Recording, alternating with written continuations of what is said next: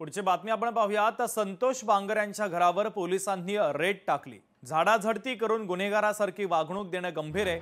मुख्यमंत्र्यांची भेट घेऊन तक्रार करणार असल्याचं शिवसेनेचे संपर्क प्रमुख हेमंत पाटील यांनी प्रतिक्रिया देताना म्हटलेलं आहे।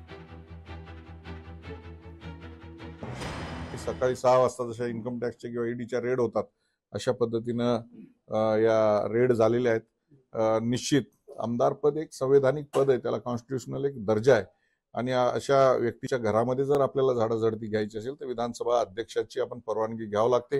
विधानसभा अध्यक्षाच्या कार्यालयामध्ये मी संपर्क साधला असता अशी कुठल्याही प्रकारची परवानगी पोलिसांनी घेतलेली नाही। मग पोलीस कुणासाठी काम करतायत? स्थानिक लोकप्रतिनिधीच्या दबावाखाली काम करतायत का काय?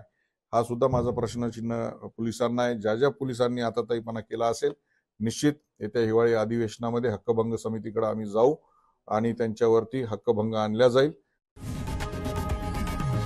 लोकशाही मराठी ऐका, पहा, जागरूक रहा।